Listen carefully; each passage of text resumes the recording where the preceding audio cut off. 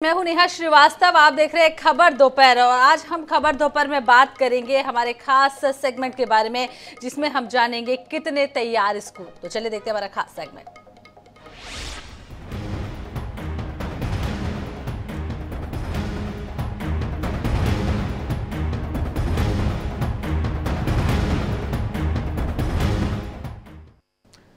तो काफी बड़ा सवाल यह है कि स्कूल कितने तैयार। जी हां, मध्य प्रदेश में गर्मी की छुट्टियों के बाद अब एक बार फिर से 15 जून से स्कूल खुलने जा रहे हैं। अलग अलग सरकारी स्कूलों में बच्चों के शैक्षणिक कार्य और प्रवेश के लिए अलग अलग स्तर पर तैयारियां भी शुरू हो गई हैं।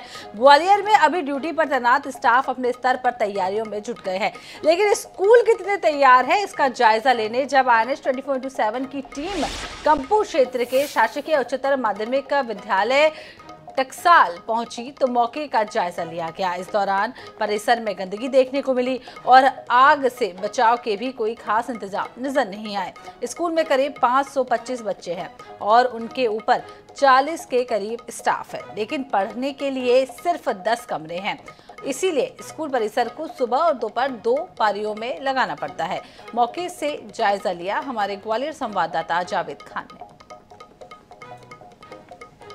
स्कूल शिक्षा विभाग के तहत 1 जून से स्कूल खुलने वाले हैं। सरकारी स्कूल खुल जाएंगे, स्टाफ आएगा, लेकिन बच्चों को 15 जून से आने की अनुमति है ताकि शैक्षणिक वातावरण बनाया जा सके। ग्वालियर के इस समय में शासकीय उच्चतर माध्यमिक विद्यालय टकसाल में हूं और ये बहुत पुराना स्कूल है और इसमें कक्षा 1 से 12 तक जो कंपू लश्कर के नाम से स्कूल संचालित होता है, इसका एक डाइस कोड भी निर्धारित किया गया है।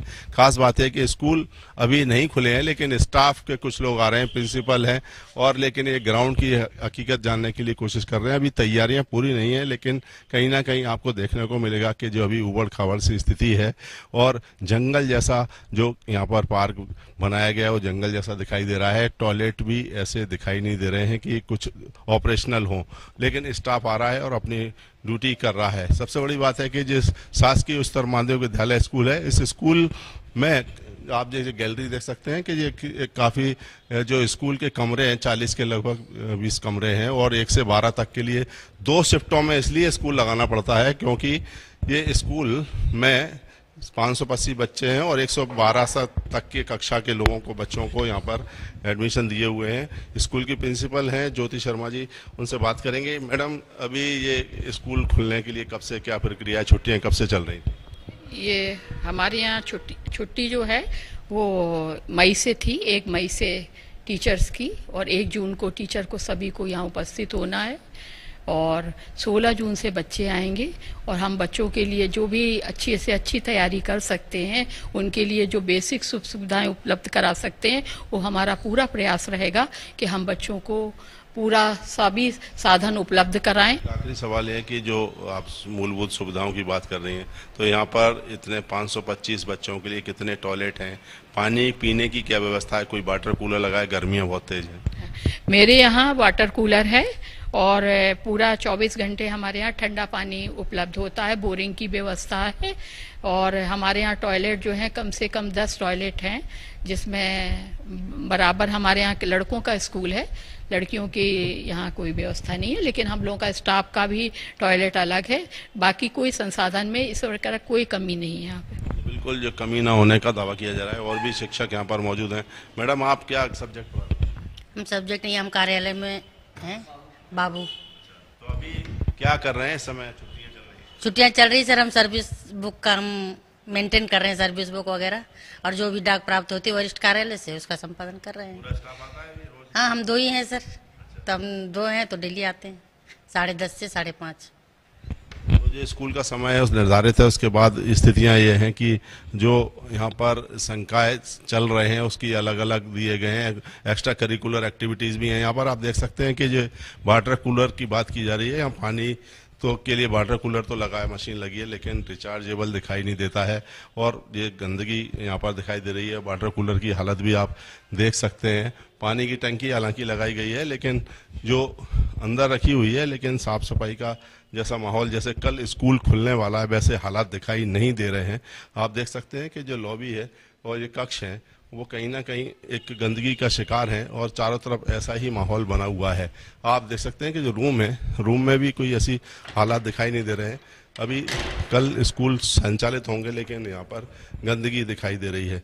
लेकिन इन स्कूलों की हालत, यानी सरकारी स्कूलों की, जो टकसाल स्कूल एक नामी ग्रामीण स्कूल माना जाता है, यहाँ पर जब 15 अगस्त 26 जनवरी के दिन कलेक्टर, एसपी भोजन करने आते हैं, प्रभारी मंत्री भोजन करने आते हैं, लेकिन इस स्कूल की हकीकत, टकसाल स्कूल जो कि सरकार का सबसे बड़ा स्कूल होने के बावजूद यहाँ पर दिखाई नहीं दे रहा है।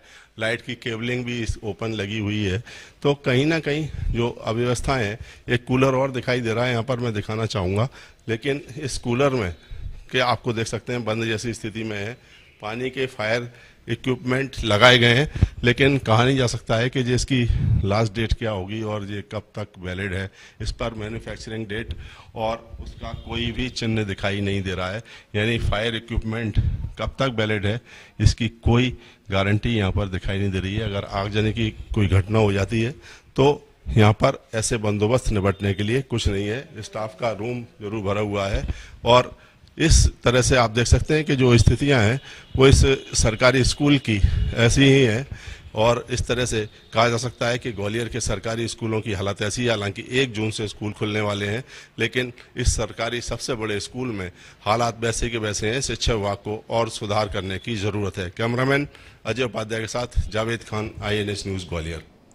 तो चलिए सीधे रुख अब ग्वालियर का कर लेते हैं। जावेद खान सीधे हमारे साथ जुड़ गए। टकसाल स्कूल की बात जावेद आप कर रहे थे, जिस तरीके से आपने तस्वीरें दिखाई, हाल बेहाल है। बच्चों की शिक्षा को लेकर बड़ा सवाल वैसे ही सरकार यहाँ पर विपक्ष उठाता आया है। अब सरकार दावे कर रही है कि हम एक हाई प्रोफाइल स्कूल दे रहे हैं, प्राइवेट स्कूलों को कॉम्पिटिशन देने की बात सरकार के द्वारा की जाती है, लेकिन ये स्थिति साफ नजर आ रही है कि किस तरीके से इन जर्जर स्कूल में बच्चे पढ़ेंगे। ना ही पढ़ाई की व्यवस्था तो बात की बात है, बैठने की व्यवस्था तक ढंग से नहीं है। जी बिल्कुल, ग्वालियर का जो शासकीय टकसाल स्कूल है, उच्चतर माध्यमिक विद्यालय है, जिसमें कक्षा 1 से 12 तक की एक छत के नीचे एक स्कूल की बात की जा रही है और एक शिक्षा एक नीति की बात की जा रही है। लेकिन जब PM श्री स्कूल और स्मार्ट स्कूल और एक्सीलेंस स्कूल के बीच में टकसाल स्कूल को देखते हैं तो वहाँ की स्थिति आपने देखा बहुत ही नाजुक है। वहाँ पर पानी के पीने की बंदोबस्त नहीं है, स्टाफ को बैठने के लिए प्रॉपर स्टाफ रूम भी नहीं है और केवल 10 रूम है जिसमें कि 525 बच्चों को पढ़ने की व्यवस्था 2 पालियों में की जा रही है। मजबूरी है और शिक्षण कार्य कराने के लिए शिक्षक तो पर्याप्त मात्रा में हैं, 40 से ज़्यादा शिक्षक हैं, लेकिन सबसे बड़ी बात है कि जो बच्चे हैं उनको पढ़ाने के लिए केवल 10 रूम हैं। ऐसे में कैसे शैक्षणिक कार्य शुरू होगा, जबकि मध्य प्रदेश की सरकार ने अलग अलग स्कूलों के लिए प्रवेश उत्सव घोषित किए हैं, जिसमें कि 15 तारीख से लेकर 18 तारीख तक जो क्षेत्र के विधायक, मंत्री और बुद्धिजीवी, राजनेता और जो स्थानीय जनप्रतिनिधि होंगे उनको बुलाया जाएगा और उनको प्रवेश उत्सव के नाम पर एक माह उत्सव भी करने की शिक्षा विभाग ने तैयारी की है। लेकिन ये सब तैयारियां कैसे होंगी, किस तरीके से माहौल होगा और स्कूल में बच्चे कैसे प्रवेश करेंगे, उनकी कक्षाएं किस तरह से लगेंगी, वहाँ पर लाइट की, प्रकाश की व्यवस्था नहीं है, पानी की व्यवस्था नहीं है। और सबसे बड़ी बात है कि जो फायर इक्विपमेंट सिस्टम हमने चेक किया वो एक्सपायरी डेट का था, यानी कहीं ना कहीं एक जो कमी दिखाई दे रही है उसमें पूरे स्कूलों के परिसर में। और बच्चों को जो शैक्षणिक वातावरण मिलना चाहिए, जो कि प्लेग्राउंड है, उसको देखा तो वहाँ पर बड़ी बड़ी घास और जंगल सा उगा हुआ है, यानी कि प्लेग्राउंड जैसी कोई स्थिति नहीं है। जो गार्डन मेंटेन किया गया है वो गार्डन भी ऐसा उजाड़ सा पड़ा था जैसे कि स्कूल अभी 1-2 साल से खुले ही नहीं है। ऐसे में अब चूंकि बारिश आएगी तो जंगल के झाड़ और खड़े हो जाएंगे और जो स्कूल है उसमें केवल स्टाफ अपने आने की औपचारिकता कर रहा है। लेकिन सबसे बड़ी बात है कि जो CCTV कैमरे होने का भी उसमें दावा किया गया है, लेकिन जब हमने चेक किया तो प्रिंसिपल ने अपने कक्ष में से उसको मॉनिटर करके दिखाने की कोशिश की तो वहाँ उसमें ये बहाना कर दिया गया कि नेटवर्क के साथ साथ जो मोबाइल का नेटवर्क है वो नहीं है, जिस कारण से CCTV कैमरे ऑन नहीं हो पा रहे हैं। इस तरह से स्मार्ट रूम, स्मार्ट क्लास की बात की जा रही है, लेकिन सबसे बड़ी बात है कि जो मूलभूत सुविधाएं और जो शैक्षणिक वातावरण होना चाहिए वो टकसाल स्कूल में कहीं ना कहीं दिखाई नहीं दे रहा है। लेकिन आपको बताना चाहूँगा ये वही स्कूल है जहाँ पर कि SF ग्राउंड, जहाँ का मुख्य समारोह होता है 15 अगस्त 26 जनवरी को, तो जो झंडा फहराते हैं जो भी मंत्री महोदय होते हैं और कलेक्टर, SP सहित सब लोग वहाँ पहुँचते हैं और जो मध्याह्न भोजन होता है इसी स्कूल के बच्चों के साथ आमतौर पर किया जाता है। हर साल से, कई साल से ये परंपरा चली आ रही है। उस समय स्कूल को चाक चौबंद कर दिया जाता है, मैट्रेस बिछा दी जाती है और बिल्कुल गद्दे बिछा के और पूरे उत्सव की तरह माहौल बनाने की कोशिश की जाती है, बैलून करके सजा दिया जाता है। जावेद, ये भी आपसे समझना चाहेंगे कि क्योंकि गर्मियों की छुट्टी में एक अच्छा खासा समय मिलता है, स्कूल को मेंटेन किया जा सकता है, मेंटेनेंस पर काम किया जा सकता है, 2 महीने जब बच्चे नहीं होते, जो जर्जर बिल्डिंग है उस पर काम किया जा सकता है, छत टपक रही है, आपने जिस तरीके से तस्वीरें दिखाई, फायर इक्विपमेंट तो काम कर ही रहे हैं, स्मार्ट रूम के नाम पर रूम स्मार्ट कतई नहीं है, अंदर कंप्यूटरों की क्या व्यवस्था है। तो ये जो समय मिलता है इसमें सरकार के द्वारा कोई भी मेंटेनेंस क्यों नहीं की जा रही है? क्योंकि एक राशि तो मुहैया हर साल होती ही है, जिस तरीके से स्कूलों के लिए राशि मुहैया कराई जाती है। जी बिल्कुल, जो स्कूलों की मेंटेनेंस की बात किया है तो स्कूल शिक्षा विभाग है, पीडब्ल्यूडी है, कई एजेंसियां हैं जो लगातार काम करती हैं। एक एक पीडब्ल्यूडी के अधिकारी एक एक स्कूल के लिए अलग अलग जिम्मेदार होते हैं, उसमें एई से लेके सब डिवीजन और एसडीओ तक रहते हैं और हर स्कूल परिसर के पास ही जो पीडब्ल्यूडी के अधिकारियों का ऑफिस होता है। लेकिन मेंटेनेंस के नाम पर जैसा कि स्कूल शिक्षा विभाग के जो प्रिंसिपल हैं और जो टीचर्स हैं, स्टाफ है, उनका कहना है कि हम पत्र लिखते हैं लेकिन मेंटेनेंस नहीं की जाती है। तो ये पूरा मामला पत्राचार में उलझा रहता है और लेकिन जो हकीकत में जो काम होना चाहिए वो नहीं हो पा रहे हैं। ऐसे केवल एक ग्वालियर के रक्षा स्कूल की बात नहीं है, जो अंचल के बड़े बड़े स्कूल हैं, जैसे अभी हरिदर्शन शासकीय स्कूल है, उसको चूंकि उसकी बिल्डिंग का काम स्मार्ट सिटी ने अपने हाथ में लिया तो बन रहा है, लेकिन जो स्मार्ट सिटी की बिल्डिंग जो है वो अभी तक बन के नहीं तैयार हो पाई है। 3 से 4 साल हो गए और साइंस कॉलेज के किराए के भवन में और जो प्रशासन के दखल के बाद वहाँ बच्चों को साइंस कॉलेज के एक 2-3 कमरों के कक्ष में हरिदर्शन स्कूल संचालित हो रहा है। ऐसे बच्चों को पढ़ने के लिए जो स्कूल के कक्ष होना चाहिए, निर्धारित रूप से स्टाफ होना चाहिए, स्टाफ भी छुट्टी पर रहता है या जो उसके स्टाफ की कमी बताई जाती है, उसमें उनके पास जो रिकॉर्ड मेंटेनेंस का, जैसे अभी हमारी जब टीम टकसाल स्कूल पहुंची थी तो बताया गया कि जो स्टाफ है और जो क्लरिकल स्टाफ है उसको अपने जो कर्मचारियों के डाटा को फीड करने में लगाया गया है। कुल मिलाकर हालत जर्जर है ग्वालियर के जिस स्कूल की हमने बात की, टकसाल स्कूल की बात की। जावेद, बहुत बहुत शुक्रिया तस्वीरें दिखाने के लिए और एक वो स्थिति दिखाने के लिए जिसपे अब पेरेंट्स भी एक बार सवाल कर सकेंगे कि स्कूल अभी कितने तैयार है। अगली खबर का रुख करते हैं और बात सूरजपुर की कर लेते हैं, जहां शिक्षा विभाग ने नए सत्र की तैयारी शुरू कर दी है और नए सत्र में नए बच्चे अपने भविष्य गढ़ने को लेकर अब स्कूल जाएंगे। पर सूरजपुर जिले की बात करें तो आज भी कई ऐसे स्कूल हैं जो जर्जर हो चुके हैं, जिसमें बच्चे जान को जोखिम में डालकर पढ़ने को मजबूर हैं। वहीं कई ऐसे भी स्कूल हैं जहां एक क्लास में 3 क्लास के बच्चे पढ़ाई कर रहे हैं। ऐसे में उन बच्चों की पढ़ाई कैसे होगी, एक बेहद ही बड़ा सवाल है। नए सत्र की शुरुआत तो हो जाएगी और बच्चे भी स्कूल आएंगे, पर आज भी वह बच्चे इस बिल्डिंग में पढ़ने को मजबूर हैं।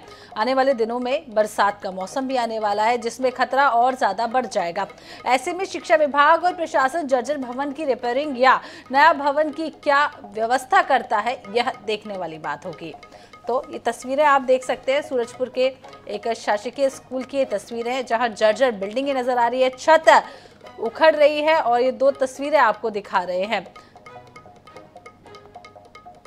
आप देख सकते हैं कि अभी तो बरसात आई भी नहीं है, हालांकि गर्मियों की छुट्टी का समय होता है जब वहां पर बच्चे मौजूद नहीं होते, मेंटेनेंस का काम किया जा सकता है, लेकिन हालात इतने बद से बदतर नजर आ रहे हैं कि यहाँ पर छतें टपकती हुई नजर आ रही है, पानी की व्यवस्था नहीं है।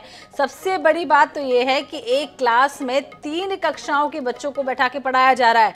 बड़ा सवाल, क्या फर्स्ट क्लास का स्टूडेंट सेकंड क्लास की पढ़ाई कर सकेगा या सेकंड क्लास का थर्ड क्लास की पढ़ाई कर सकेगा, ये एक बड़ा सवाल होता है। इस तरीके से 3 कक्षाओं के बच्चों को एक ही क्लास में बैठाकर पढ़ाना भी किसी तरीके से सही नहीं है। तो सूरजपुर की ये तस्वीरें आपको दिखा रहे हैं जहां आपको बता दें कि नए सत्र की तैयारियां शुरू कर दी गई हैं और नए सत्र में अब नए बच्चे अपने भविष्य को गढ़ने के लिए स्कूल जाएंगे। लेकिन किस स्कूल जाएंगे वो तस्वीरें आप देख लीजिए, छत पूरी तरीके से टपक रही है। ये तब हाल है जब गर्मियां हैं, बरसातों में ये हालात और भी ज्यादा बदतर हो जाते हैं।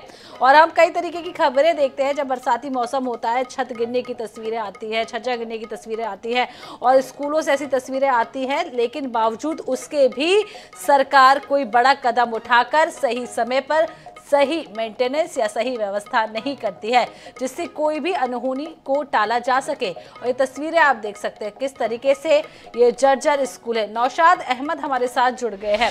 नौशाद सूरजपुर की बात करें तो जिस तरीके से हमने तस्वीरें देखी बेहद जर्जर है, छतें टपक रही हैं। लेकिन यहाँ पर तो हद तब हो गई जब एक ही क्लास में 3 क्लास के बच्चों को एक साथ पढ़ाया जा रहा है। कैसे टीचर इन तीनों क्लास के बच्चों को एक साथ पढ़ाएंगे? बताना चाहूंगा सबसे बड़ी समस्या यही बताया कि जब इस तरह से भजई हाई स्कूल की बात की जाए तो एक स्कूल में 3 पाले की क्लास के बच्चे को पढ़ाया जा रहा है, 2 पाले वहाँ पे पढ़ाई कराई जा रही है। जो इनके भवन थी वो इतनी जर्जर हो गई कि उसमें बैठने लायक नहीं था। जो अतिरिक्त कक्ष बनाए हुए थे उसी में इन बच्चों को बैठाया जा रहा है और वहाँ पे पढ़ाई कराई जा रहा है। सबसे बड़ी बात तो बताना चाहूंगा कि उसी अतिरिक्त कक्ष को अभी आत्मानंद स्कूल भी बना दिया गया है। जिस तरह से आत्मानंद के भी बच्चे वहीं पढ़ते हैं और जो यहाँ मिडिल स्कूल और हाई स्कूल के बच्चे तो वही पढ़ते हैं। इस तरह से 2 पालों में तो पढ़ाई होता है, लेकिन बच्चों की संख्या 600 है और जिस तरह के रूम है 4-6 रूम पे भी इनको बैठाया जाता है और 3 पाले की 3 क्लास के बच्चों को एक ही रूम में बैठाया जाता है। तो इसमें किस तरह से पढ़ाई होगी ये भी बहुत सोचने वाली बात है। इसमें किस तरह से बच्चे पढ़ाई कर पाएंगे और अपनी जिस तरह से पढ़ाई करके आगे जो रिजल्ट होगा उसको किस तरह से देखने वाली बात होगी। शिक्षा विभाग इसको लेकर कई बार वहाँ के टीचरों ने शिक्षा विभाग से शिकायत भी की कि हम अच्छे से पढ़ाई नहीं कर पा रहे हैं। शिक्षा विभाग का कहना है कि भवन बन जाएगा उसके बाद यही इसको शिफ्ट कर दिया जाएगा। लेकिन अभी जो नया सत्र शुरू होने को है और नया सत्र में भी इन बच्चों को वहीं बैठना है, वहीं से इनको पढ़ाई करना है। ये तो रही बजदई की बात बताना तो सूरजपुर कई ऐसे स्कूल हैं जो जर्जर स्थिति में उस स्कूल को दूसरे स्कूल में शिफ्ट कर दिया गया है जहाँ इस तरह से स्थिति और बनी हुई है। वहीं बताना चाहूंगा बिहारपुर की आपको बात बताऊं कि जो किराए के मकान पे स्कूल सरकारी स्कूल संचालित हो रहे हैं। पूर्व मुख्यमंत्री बता दूं भूपेश बघेल पिछली बार वहाँ आए थे, जब वहाँ पे खाना खा रहे तो गाँव के लोगों ने इससे शिकायत भी की कि हम यहाँ प्राइवेट स्कूल हमारे बच्चे पढ़ रहे हैं। जिस पर मुख्यमंत्री जो पूर्व मुख्यमंत्री उन्होंने तत्काल वहाँ पे भवन की स्वीकृति भी दी, बनने की बात कही थी। लेकिन आज भी स्थिति वही बनी है वही है। आज भी किराए के मकान पे स्कूल संचालित है। जो नए सत्र शुरू होने वाले हैं उसी प्राइवेट घर में उस स्कूल को संचालित किया जाएगा। जी, ये भी आपसे समझना चाहेंगे, जब बजट आता है तो शिक्षा विभाग के लिए एक अच्छा खासा बजट पास होता है, स्कूलों की व्यवस्था सुधारने का वादा किया जाता है, सरकारें आती है, सरकार बदलती है, हर कोई वादा करता है, लेकिन इसका खामियाजा बच्चों को ही क्यों भुगतना पड़ रहा है? ये बताना चाहूंगी जिस तरह से हर साल शिक्षा विभाग रिपेयरिंग के नाम पे यहाँ पे बजट हर स्कूल को पैसा बजट देती है कि यहाँ पे जो भी जहाँ जाते हैं उसको रिपेयरिंग कराई ले जाती है। कहीं ना कहीं कोई स्कूल इतनी जर्जर हो चुकी है, बहुत पुराने बने हुए हैं, जो रिपेयरिंग होने के बाद भी उसकी स्थिति जस्ट तस बनी रहती है। जो वहाँ के शिक्षक होते हैं या जो ठेकेदार होते हैं जो कहीं ना कहीं लिपापोती करके काम चलाने के लिए काम तो करा देते हैं और वहाँ पे रंगाई पुताई का काम तो हो जाता है, लेकिन इस जो वास्तविक स्थिति उसका सही बने होता है। अब मैं बताना चाहूंगा कि जिस तरह से कुछ दिनों में ही बरसात होने वाली है, उन स्कूलों में और ज्यादा ही बच्चों को डर बना हुआ है। कहीं ना कहीं जिस तरह से कहीं पानी टपकता है, कहीं सज्जा गिरा रहता है, कई दुर्घटना पिछले बार यहाँ जिले में हो भी चुकी है कि पढ़ाई के दौरान सज्जा गिर गया था कि जिसमें कई बच्चे तो बच गए थे। लेकिन इस तरह घटना होती रहती है। इसके बाद भी जो शिक्षा विभाग है सबक ले लो कि नहीं हो सकता है शिक्षा विभाग को कोई बड़ी दुर्घटना या घटना का इंतजार हो कि उसके बाद ही ऐसे स्कूलों को रिप्लेसमेंट किया जाए और नए भवन की स्वीकृति दी जाए। जी, आपका बहुत बहुत धन्यवाद नौशाद, तमाम तस्वीरें दिखाने के लिए, तमाम जानकारी देने के लिए। तो सूरजपुर से तस्वीरें आपको दिखा रहे थे, जहां पर आपने तस्वीरें देखी किस तरीके से जर्जर बिल्डिंग में पढ़ने के लिए मजबूत है स्टूडेंट्स। तो अगली खबर का रुख कर लेते हैं, जहां छत्तीसगढ़ में कुछ ही दिनों में नए शैक्षणिक सत्र की शुरुआत होने जा रही है, लेकिन अभी भी बलौदाबाजार जिले के कई स्कूल भवन ऐसे हैं जो जर्जर हालत में नजर आ रहे हैं। अगर इन भवनों का जल्द ही पुनः निर्माण नहीं कराया गया तो ये कभी भी किसी बड़े हादसे की वजह बन सकते हैं। बलौदाबाजार जिले के ग्राम मुड़ियाड़ी और लीडीडीपा और परस भेदर समेत कई गांव के स्कूल बदहाली का शिकार हो चुके हैं। ग्राम मुड़ियाड़ी की बात करें तो शासकीय स्कूल अपने बदहाली के दिन गिन रहा है। 35 साल पुराने इस सरकारी स्कूल की हालत इतनी ज्यादा खस्ता हो चुकी है कि कभी भी कोई भी अनहोनी हो सकती है। वहीं मुड़ियाड़ी शासकीय प्राथमिक शाला में लगभग 100 बच्चे पढ़ते हैं और इन छात्रों को इस नए सत्र में जर्जर भवन में बैठकर पढ़ाई करनी पड़ेगी। मौके पर पहुंची INS 24/7 की टीम ने स्कूल भवन का जायजा लिया और ग्रामीणों से बातचीत की। सत्र की शुरुआत होने में महज पखवाड़े भर का समय ही बाकी है, लेकिन जिले में अभी भी कई स्कूल ऐसे हैं जिनकी हालत खस्त बनी हुई है। आइए हम आपको इसका लाइव उदाहरण दिखाते हैं। ये स्कूल है बलौदाबाजार जिले के हम मुड़ियाडी शासकीय प्राथमिक शाला स्कूल है। इसकी हालत इतनी खस्त है कि इस स्कूल में बच्चों को बैठाकर पढ़ाई कराना कोई खतरे से खाली नहीं। देख सकते हैं आप चारों ओर जो है स्कूल के चारों ओर जो है दरारें दिखाई दे रही है। ऐसे में आप अंदाज़ा लगा सकते हैं कि इन जर्जर भवनों में नानीहालों का भविष्य कैसे गढ़ेगा। कुछ स्थानीय लोग भी हमारे साथ हैं, आइए उनसे बातचीत करते हैं और जानते हैं। क्या नाम है आपका? मेरा नाम राजकुमार डेडी है। मैं ग्राम पंचायत मोडेडी ग्रुप सरपंच हूँ। स्कूल की स्थिति के बारे में क्या किसी प्रशासन को अवगत कराए हैं? अवगत करा चुके हैं। विगत 4-5 वर्षों पीछे अवगत करा चुके हैं। कई बार आवेदन लगा चुके, पंचायत की तरफ से लगा चुके हैं। क्या कुछ कहा जा रहा है पंचायत की तरफ से? पंचायत की तरफ से बस हो जाएगा बोलते हैं, बाकी हुआ नहीं है। ऐसा कुछ भी अभी तक कार्यवाही हुआ नहीं है, क्योंकि प्रधान पाठक यादव मैडम के माध्यम से पता चला है कि मरम्मत के लिए भी दे रहे हैं। अभी नई बिल्डिंग सेंक्शन नहीं हो पा रहा करके, लेकिन ये तो उचित नहीं है कि मरम्मत के लायक बिल्डिंग नहीं है। नए बिल्डिंग की आवश्यकता सशक्त है, जर्जर है पूरी तरह से। बच्चों को खतरा है, बच्चे पढ़ाई करने में बहुत डरते हैं। बरसात में और दिक्कत हो जाती है, गाड़ी चलते हैं तो वाइब्रेट होता है, तो पूरी तरह से हिलते हैं बिल्डिंग। तो ऐसे जर्जर स्कूल में बच्चों को आप अपने भेजना चाहेंगे? नहीं सर, बहुत दिक्कत है, रिक्सी है सर, बहुत दिक्कत है। हम शासन से चाहते हैं कि नए बिल्डिंग सेंक्शन करके बच्चों के भविष्य को थोड़ा संवारने की कृपा करें। तो ये थे हमारे गांव मोडियादी गांव के कुछ ग्रामीण थे जो कह रहे थे कि नए भवन की मांग कर रहे हैं, लेकिन प्रशासन द्वारा उनको नया भवन अभी तक नहीं दिया गया है। आगे देखने वाली बात होगी कि प्रशासन क्या मोडियादी गांव के बच्चों के लिए कोई वैकल्पिक व्यवस्था करती है या फिर उनको कोई नया भवन के लिए सैंक्शन करती है। INS 24/7 के लिए बलौदाबाजार से देविता। तो लगातार INS 24/7 स्कूल कितने तैयार है इसे हम रोज 12 बजे दिखा रहे हैं। अब इसका असर भी देखने को मिला है। जी हाँ, हमारी पहल का असर अब लोअर मील्स में देखने को मिला है, जहां INS 24/7 की खबर का असर